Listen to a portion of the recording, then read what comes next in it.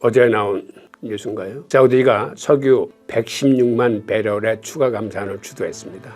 즉 사우디는 오펙 플러스와 더불어서 지난해 200만 배럴 감산에 더해서 앞으로 116만 배럴을 추가 감산하겠다고 발표를 함으로써 미국의 찬물을 끼얹었습니다. 즉 많은 전문가들이 이번 추가 감산으로 인해서 석유 가격은 배럴당 $100를 상회하게 될 것이라고 전망을 하고 있는데, 이러한 석유 가격의 급격한 인상은 미국 인플레이션에 악영향을 미칩니다.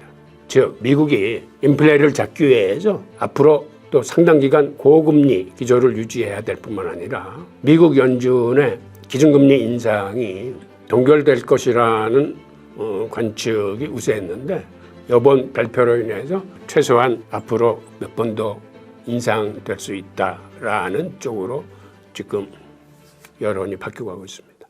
안녕하세요, 교수님. 4월 3일 월요일 어제 일자로 오펙 플러스에서 석유를 추가 감산하겠다는 이슈가 생겼습니다. 오펙 플러스의 추가 감산 조치가 조 바이든 미국 행정부와 사우디의 긴장을 고조시킬 수 있다고 우려점이 나오고 있는 것 같습니다. 미국은 앞으로 어떻게 대응해 갈 수 있을까요?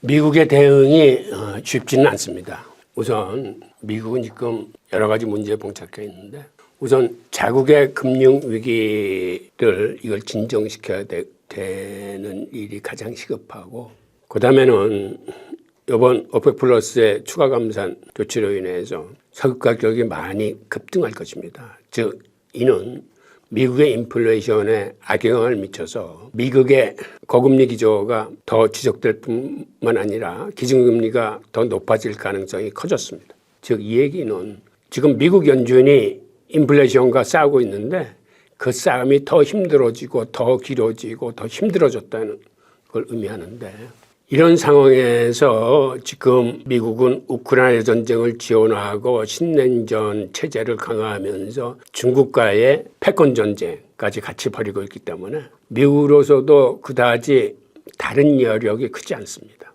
그리고 대만의 전쟁도 막아야 하는 형국이고, 지금 미국은 신경 써야 될 게 한두 개가 아니고 특히 내년에는 미국 대선까지 같이 겹치고 있어서 정치 경제적으로 굉장히 혼란스러운 형국이라 지금 중동에서 벌어지고 있는 문제가 시급하고 굉장히 중요한 문제임에도 불구하고 여기에 대응하는 게 그렇게 만만치가 않을 겁니다. 하여튼 이러한 탈달러 현상이나 이러한 산유국의 반미적인 행동들이 특히 미국의 달러에 대한 도전이기도 하기 때문에 미국이 어떻게 대응할지는 사실은 예측하기가 쉽지 않습니다.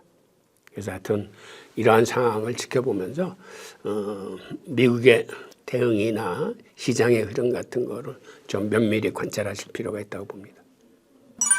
오펙 플러스의 석유 추가 감산으로 인해서 석유가가 급등할 수 있잖아요.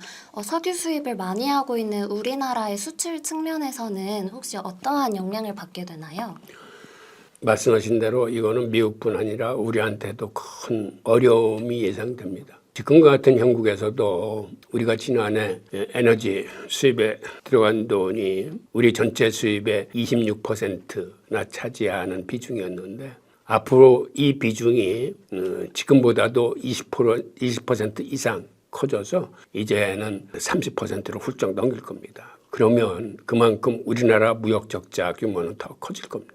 그러지 않아도 지금 무역 적자가 너무 가파르게 커져가지고 우리나라 펀더멘탈에 큰 위협을 받고 있는 상황인데, 이게 더 가속화돼서 우리 경제는 그만큼 더 힘들어질 것입니다. 이런 의미에서 이제는 우리의 무역 구조, 산업 구조, 그 다음에 에너지 사용 구조, 에너지 요금 체계 등 다방면으로 검토를 하면서 이제는 우리도 상당한 긴축을 통해서, 그 다음에 절약을 통해서 이러한 위기의 순간을 슬기롭게 넘겨야 될 걸로 보입니다.